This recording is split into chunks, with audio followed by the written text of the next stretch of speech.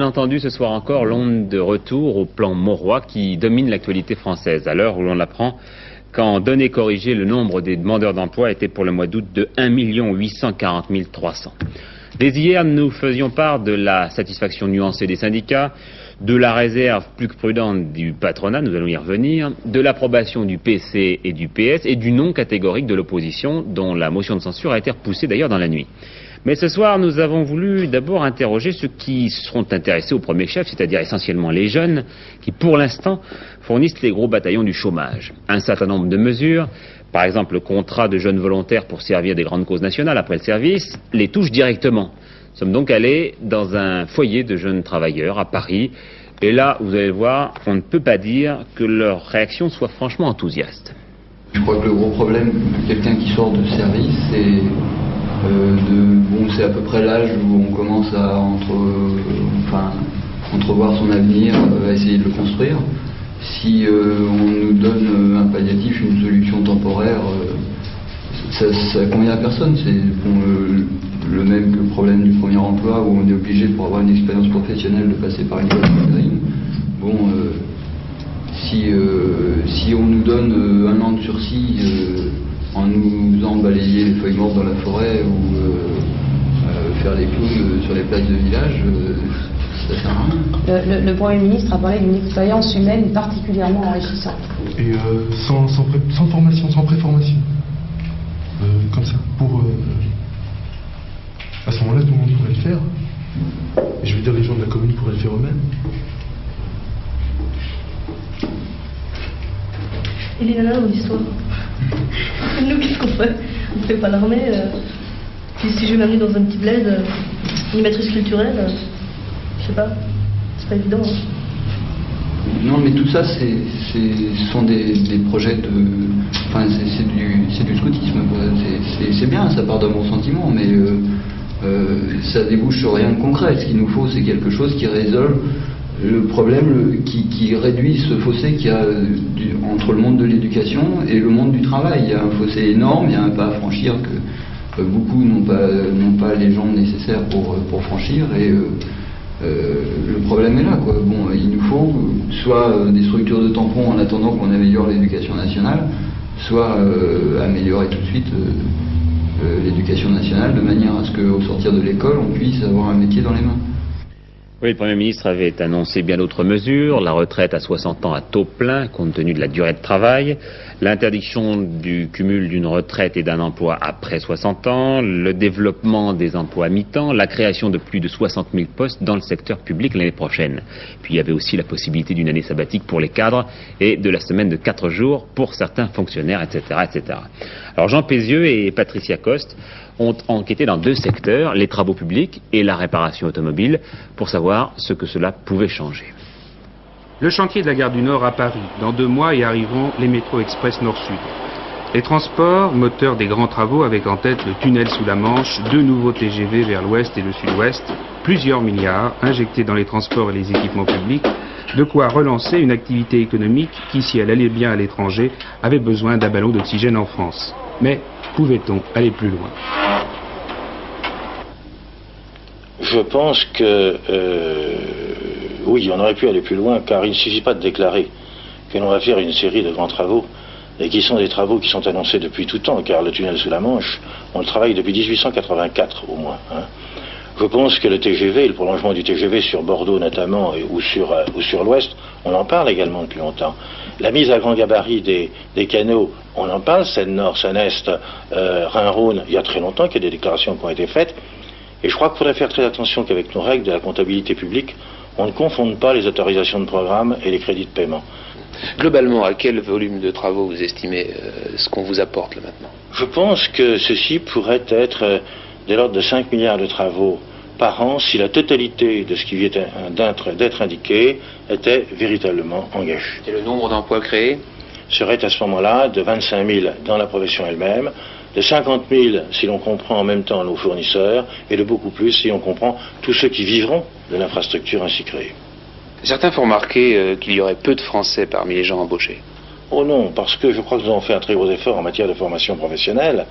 Nous avons incontestablement besoin d'utiliser tous ceux qui travaillent dans notre profession en ce moment, tous ceux que nous pourrions embaucher, mais il y aurait à la fois des Français et des immigrés. La réparation automobile, un secteur qui se dit, lui aussi, en difficulté. 35 employés ici et un patron qui a lu ce matin dans son journal le discours du Premier ministre. Monsieur, comment est-ce que vous avez réagi au discours de Monsieur Monroy? Favorablement à la mesure financière qui aide avec les prêts participatifs. En quoi ça vous aide, les prêts participatifs? Bien, ça nous permettra d'être moins dépendants des banques. Et quant aux mesures sociales, est-ce que vous pensez pouvoir embaucher? Avec 15 mécaniciens, nous pourrions embaucher une personne à plein temps et une personne à mi-temps. En réduisant en passant à 38 heures. De 42h50 De 42h50 notre régime à 38 heures. Nous ne pouvons pas le faire puisque nous ne trouvons pas de personnel et nous espérons que les mesures concernant la formation professionnelle nous permettront de recruter du personnel. Mais alors donc, vous allez profiter des mesures financières et ne pas faire profiter les autres de mesures sociales. Vous allez gagner de l'argent et pas embaucher. Ça nous permettra surtout de ne pas disparaître car il y a énormément de faillites dans la profession. François Mitterrand, ce matin, en Conseil des ministres, a félicité Pierre Mauroy pour, je cite, la clarté, la cohérence, la combativité et le dynamisme des mesures qu'il a présentées hier devant le Parlement. Il s'agit maintenant d'aller vite, il faut que les Français ressentent immédiatement leur impact et, en tout état de cause, bien avant la fin de l'année, a demandé le chef de l'État. Le ministre du Travail, Jean Auroux, de son côté, a donné à Laurence Graffin des objectifs chiffrés pour ce plan anti-chômage présenté donc hier devant les députés par Pierre Mauroy. Les objectifs sont de stabiliser les chiffres avant d'atteindre les 2 millions, de renverser la tendance dès l'année prochaine. En ce qui concerne la réduction du temps de travail, nous pouvons déjà estimer que l'accord du 17 juillet devrait conduire à la création, en quelque sorte mécanique, d'une 50aine de milliers d'emplois au moins. En ce qui concerne les nouveaux contrats de solidarité dont le Premier ministre a parlé hier, nous pouvons raisonnablement penser à un chiffre au moins égal. Vous n'avez pas peur des problèmes administratifs pour les entreprises qui veulent créer des emplois? Nous allons créer en un an, en 15 mois, plus de 3000 postes pour nos services. Je crois que c'est la manifestation de l'intérêt du gouvernement et que chacun, dans les agences de la NPE, dans les centres de FPA, dans nos services extérieurs, se sentira particulièrement mobilisé. Si ce corps n'a mal fonctionné jusqu'à présent, c'est parce que le ministre lui-même n'y croyait pas. Le ministre d'aujourd'hui croit en ses services, comme il croit à la capacité du pays à prendre en charge et à faire des propositions que le gouvernement écoutera avec attention et intérêt. Jean Auroux qui par ailleurs souhaite que le maximum d'accords pour la durée du travail dans chaque branche soit signé avant la mi-novembre. François Sérac réunissait hier le conseil exécutif du CNPF et ce matin il a donné son jugement sur le plan gouvernemental. Alors il apprécie les mesures ponctuelles mais il formule des réserves sur la notion de partage du travail en se référant à l'exemple du Japon où la qualité des performances économiques va de pair avec une plus longue durée de travail. Et puis il a condamné à nouveau tout à fait la taxation de l'outil de travail et les nationalisations. Réaction maintenant d'un autre patron, mais le patron des petits patrons, René Bernasconi, pour qui les 7 mesures d'aide aux PME n'apportent finalement rien de précis. Maintenant, permettez-moi de vous dire qu'en relisant, j'ai cru que mes collaborateurs m'avaient retiré une page où le meilleur s'y trouvait. Car dans les 7 mesures que j'ai lues, il y en a 3 qui concernent la création d'entreprises. Je ne nie pas tout l'intérêt des créateurs d'entreprises, mais c'est l'avenir, c'est demain, ce n'est pas la réalité d'aujourd'hui. En ce qui concerne l'actualité, je ne vois pas tellement de mesures nouvelles qui sont susceptibles de changer en rétablissant l'équilibre de l'entreprise, car nous nous tuons à dire que l'entreprise est déséquilibrée par son poids social et fiscal. Il faut réduire les charges sociales, il faut prendre des solutions simples, mais des solutions qui sont efficaces pour l'entreprise. Nous sommes rendus chacun à Matignon pour essayer de coopérer, de collaborer. Tout ce que nous avons pu dire, on a l'impression qu'on ne nous a pas entendus, qu'on ne nous a pas écoutés. Alors, je ne vois pas quel espoir nouveau on peut avoir, si ce n'est que le gouvernement se rende compte de son insuffisance et qu'à partir de ce moment-là, il essaye, avec ceux qui ont la responsabilité de l'économie dont nous faisons partie, c'est de trouver les véritables solutions qui permettront ce que tous les Français attendent, c'est leur démarrage. Il peut être remarqué qu'à plusieurs reprises, Pierre Mauroy, hier, avait fait référence à l'expérience autrichienne, la citant de manière appuyée comme référence. Et il est vrai que c'est un pays où le chômage est des plus faibles et où l'économie ne s'en porte pas plus mal. Carte d'identité de l'Autriche par Pierre Alain.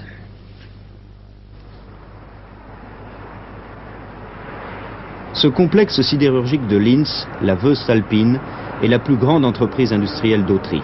C'est aussi l'une des plus importantes d'Europe. Société nationalisée, elle emploie 80 000 personnes et exporte dans le monde entier les 2/3 de sa production. Elle symbolise le dynamisme économique d'un pays qui n'a que peu d'industrie, mais qui tire le maximum de ses ressources naturelles. Le pétrole, par exemple.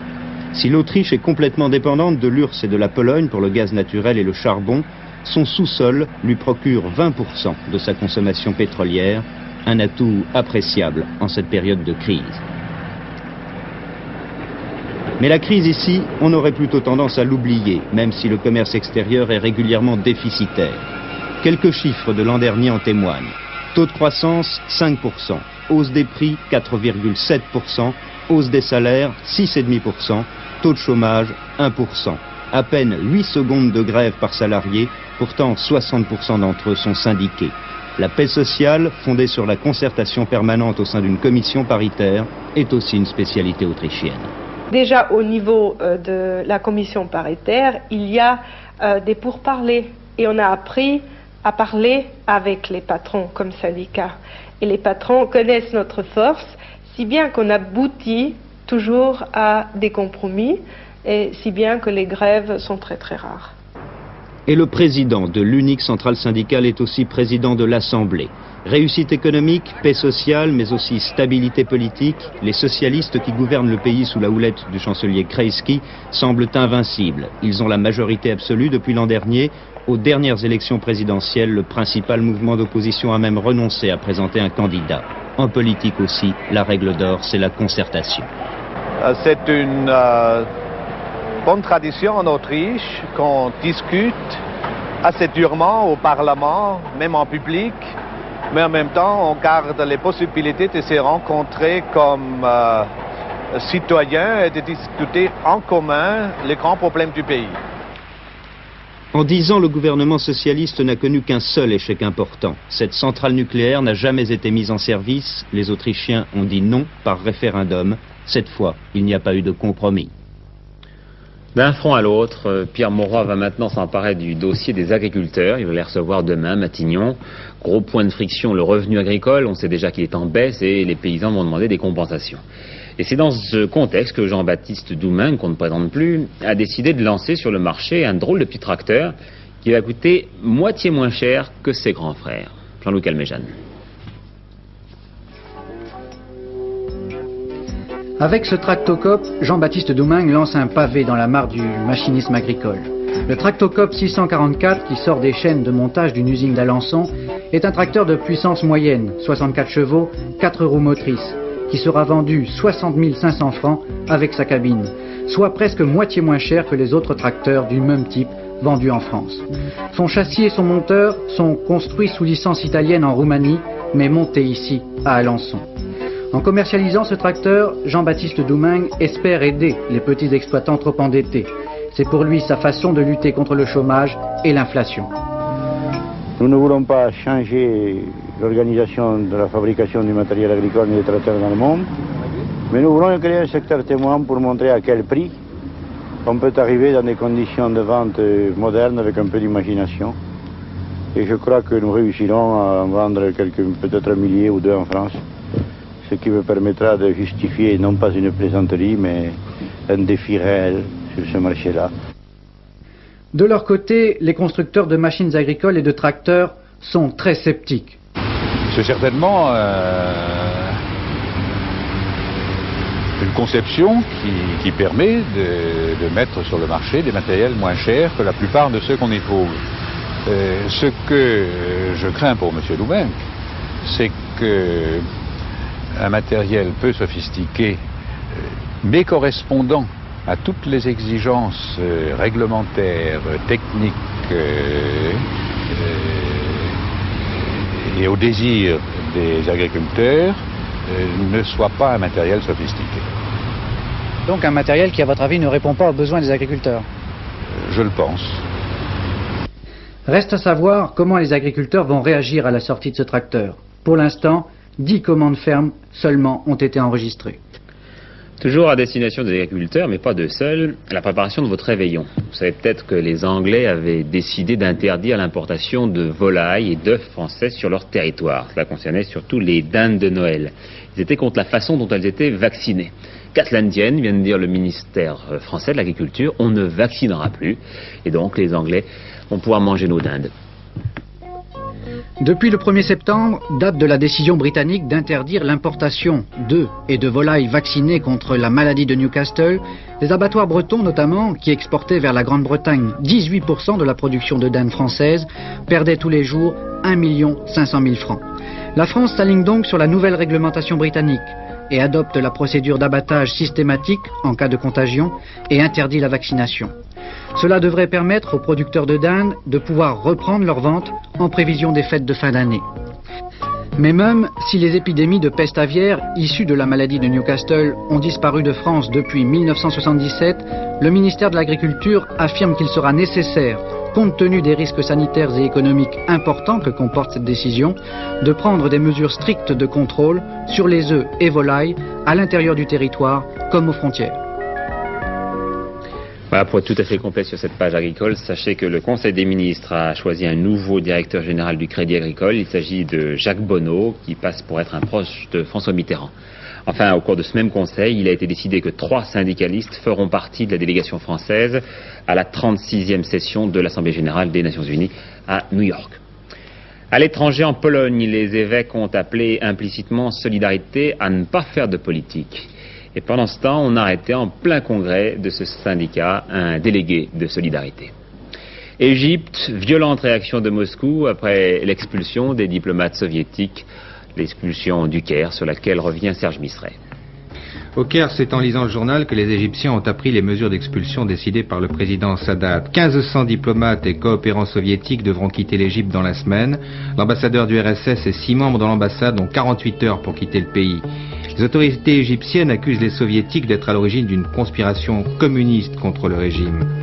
Le président Sadat a déclaré d'autre part que l'agitation religieuse en Égypte était inspirée par l'Union soviétique. Ils ont poussé les intégristes musulmans à la confrontation contre le gouvernement, a encore précisé le président Sadat. Il s'agit là de la crise la plus grave dans les relations soviéto-égyptiennes depuis l'expulsion de 17 000 conseillers militaires soviétiques en 1972. Monsieur le ministre, ces derniers temps, il y a eu plutôt des arrestations parmi les intégristes musulmans en Égypte. Or, vous avez demandé le rappel de l'ambassadeur soviétique. Alors, est-ce qu'il y a un rapport entre les soviétiques et les intégristes musulmans? Écoutez, il y a eu des arrestations parmi les intégristes, mais il y a aussi des arrestations parmi les communistes égyptiens. Et comme vous le savez bien, le parti communiste est interdit en Égypte. Mais est-ce qu'on ne peut pas dire, ou peut-être selon vous, que l'URSS ait soutenu le mouvement intégriste musulman? D'après le rapport que nous a lu le ministre de l'Intérieur, il y aurait eu des contacts extrêmement étroits entre certains agents soviétiques et les mouvements intégristes musulmans. Dans quel but? Écoutez, je pense qu'il n'y a qu'un seul but, c'est pouvoir déstabiliser le régime qui se trouve en Égypte. Et c'est à ce titre que le régime se défend en arrêtant les intégristes d'une part, en arrêtant les communistes d'autre, et en demandant à certains agents ou à certains diplomates qui ne respectent pas les droits, les normes du droit diplomatique de quitter le pays. Est-ce qu'éventuellement tout cela pourrait aller jusqu'à une rupture des relations diplomatiques avec l'URSS? Écoutez, nous avons précisé, le sous-secrétaire d'État a précisé à l'ambassadeur de l'Union soviétique qu'il n'est pas dans l'intention de l'Égypte de rompre les relations diplomatiques avec l'Union soviétique. Est-ce que ce n'est pas cette politique de normalisation, disons, des rapports avec Israël qui explique cette montée de l'opposition en Égypte? Je ne pense pas du tout que ce soit la normalisation des rapports entre l'Égypte et Israël qui a provoqué certaines oppositions des intégristes. L'opposition des intégristes est très simple, ils veulent le pouvoir. Et c'est parce qu'ils veulent le pouvoir, conformément à leurs normes qui leur soient propres, à des normes intégristes, qu'ils s'opposaient à au régime égyptien. Là, vous avez mis en cause, en tout cas le gouvernement égyptien, l'Union soviétique, mais est-ce que ces intégristes musulmans ne seraient pas soutenus soit par l'Iran des ayatollahs, soit par la Libye du colonel Kadhafi? L'un n'empêche pas l'autre. Il est certain que les intégristes musulmans sont en contact avec la Libye notamment, et nous sommes très préoccupés par la politique de subversion adoptée par la Libye à l'échelle, je dirais, africaine et, pour ne pas dire, à l'échelle internationale. Mais pour l'Égypte, qu'est-ce qui constitue le plus grand danger? Est-ce que c'est l'Iran ou la Libye?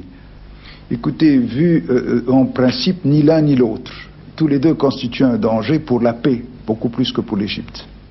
Iran, justement, à 3 semaines des élections, un nouvel appel de l'ancien président Bani Sadr, un appel à la résistance. Les jours de la dictature sont désormais comptés, a-t-il dit.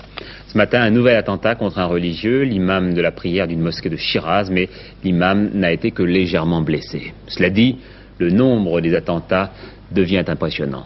Philippe Rochaud. À Téhéran, il n'est pas un jour sans funérailles. L'ayatollah Khalkhali, l'ancien procureur de la République islamique, qui condamna plus d'1 millier de personnes, n'en finit pas de prononcer des éloges funèbres. 200 religieux et 70 dirigeants politiques assassinés depuis la fuite en France de l'ancien président Bani Sadr. Auteurs des attentats, les moudjahidines, les combattants du peuple, qui n'hésitent plus aujourd'hui à manifester dans la rue au péril de leur vie. Chaque jour, ils perdent des hommes dans des manifestations clandestines. 10 morts hier encore à Téhéran, mais c'est le prix qu'ils acceptent de payer pour renverser le pouvoir actuel. Un pouvoir qui doit aussi affronter son voisin, l'Irak, sur un front de 300 km. L'armée irakienne, qui sent aujourd'hui le régime islamique sur la défensive, a lancé une attaque d'envergure, comme ici, autour de la petite ville iranienne de Suzan Gerd. Affaiblis par les purges, le manque d'armes, sans chef depuis la fuite de Bani Sadr, qui était aussi chef des armées, les militaires iraniens sont désorientés.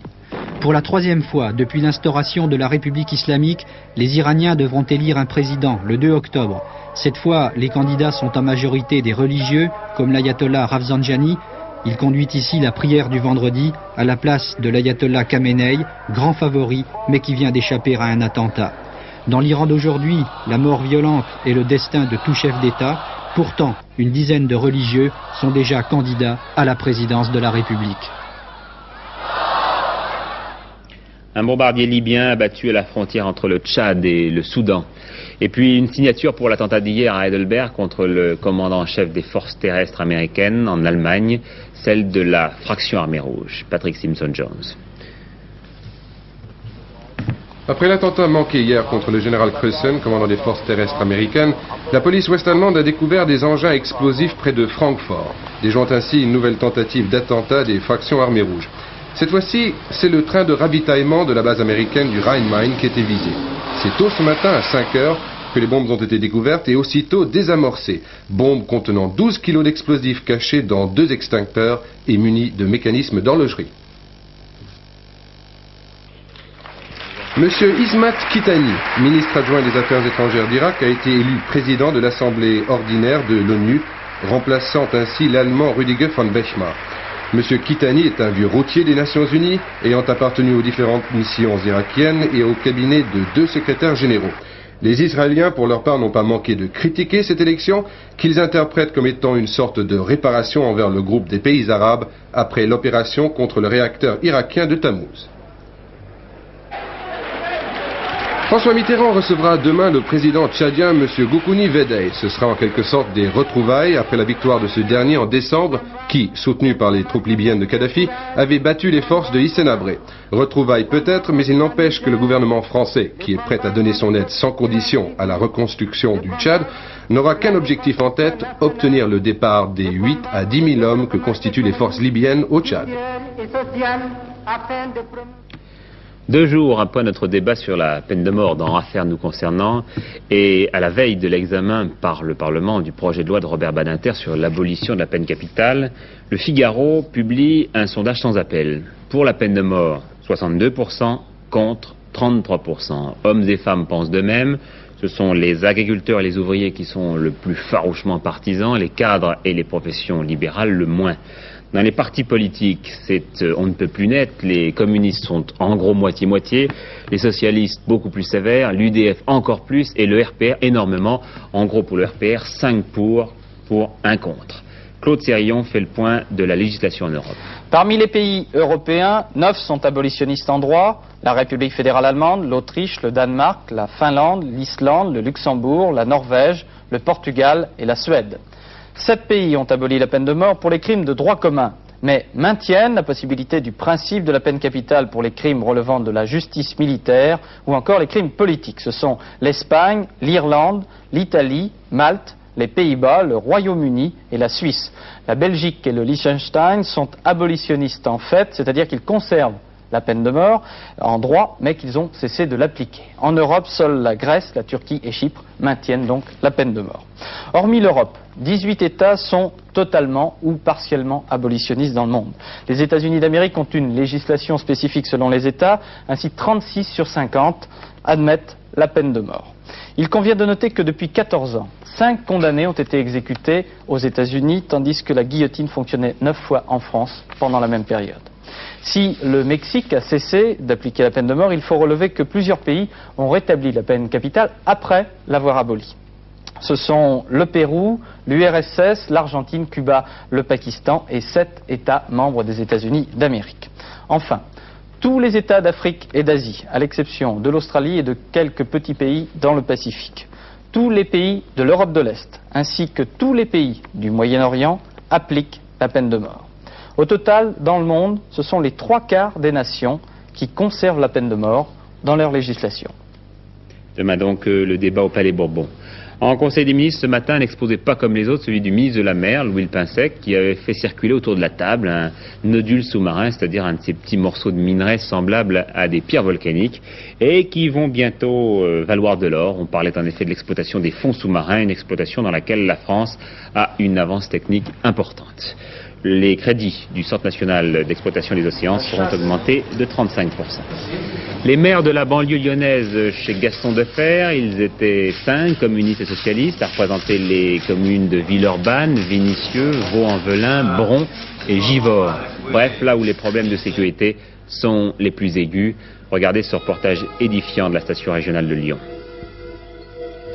8 carcasses de voitures calcinées depuis lundi dans la banlieue lyonnaise. Les rodéos nocturnes ont diminué car les forces de l'ordre sont plus nombreuses, mais les jeunes volent toujours des voitures par désœuvrement, sans doute par sentiment d'échec aussi, que ce soit à cause du racisme ou du chômage. En majorité, ces jeunes de 16 à 20 ans qui ne savent pas que faire de leur temps sont immigrés et fils d'ouvriers. Alors pour ceux qui volent et incendient les voitures, l'insécurité est un simple produit de la vie des cités, la plupart du temps. Le climat d'insécurité, il est fait à cause des trucs comme ça, la ségrégation, le racisme, on est refusé dans les boîtes de nuit. Bon alors qu'est-ce qu'on fait? T'as vu, ils nous ont refusé l'entrée, ça fait la 4e boîte qui nous refuse, ça peut plus durer, il y en a marre, bien on va voler une voiture. Il pourrait dire viens on va, je sais pas moi, viens on va dormir, alors non, il choisit, viens on va voler une voiture pour se défouler la haine, passer sa haine. Il veut se défouler, quoi, se vider, vous comprenez? C'est un moyen. C'est un moyen, il veut se vider, comme ça, il a brûlé la voiture, il est content. Au moins, il n'est pas rentré en boîte, mais au moins, il a brûlé la voiture. C'est une vengeance, voilà. Vous comprenez? Quelques habitants de Villeurbanne se sont constitués en comité de défense. Ils ont même affirmé disposer d'une 60aine de fusils et exigent la démission de Charles Hernu, maire de la ville. Mais les commerçants, qui sont plus proches des jeunes, eux, n'ont pas peur. Il y a beaucoup de critiques sans jugement. Et les gens critiquent avant de pouvoir les contacter. Moi aussi, avant, il faut dire ce qu'il est. Avant de les connaître, ce serait maintenant, je lirais le journal, peut-être que je penserais comme les gens. Parce qu'en lisant le journal, je crois qu'on doit avoir peur. Mais regardez, il est, je sais pas quelle heure, il est bon, minuit et demi. Et voilà, comment est le boulevard Ligny, même minuit et demi, alors. Bon, ben... Les radios privées locales en question tout à l'heure chez les sénateurs, pour le ministre Georges Filiou, on ne réglera plus le problème par l'intervention des CRS ou des gendarmes. Il ne faut pas restreindre une liberté, mais la créer. Il y a une petite passe d'armes avec l'opposition en fin d'après-midi. Les pronostics de Pierre Bresse maintenant pour le tiercé de demain. Vous le voyez, le 7, le 5, le 6, le 3, le 8, le 13, le 16 et le 10. Et puis en football, à l'instant, le résultat en Coupe des Coupes du match Kotka-Bastia en Finlande, eh bien les deux équipes ont fait match nul 0 partout. La météo maintenant avec Laurent Boussier.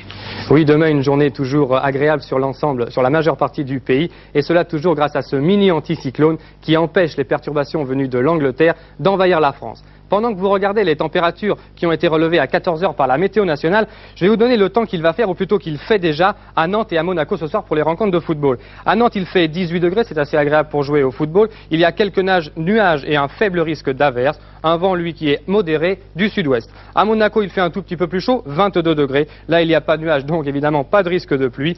Et un vent très faible. Le temps pour demain maintenant, il sera nuageux, voire couvert, sur toutes les parties du nord-ouest. Vous voyez la Bretagne, la Normandie, les côtes du Nord et le Pas-de-Calais. Ces nuages seront accompagnés de pluies intermittentes. Sur tout le reste du pays, c'est le soleil qui va prédominer après la dissipation des brumes matinales. Mais il y aura malheureusement également quelques nuages, des nuages qui donneront dans l'après-midi et surtout dans la soirée une tendance orageuse près des Pyrénées.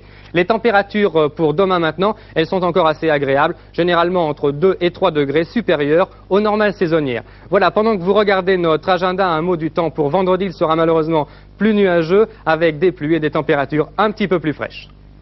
Dernier journal avec Alain Valentini aux alentours de 23 h. Demain, antenne du midi à 12h45 et puis votre rendez-vous de 20 h. Bonsoir à tous.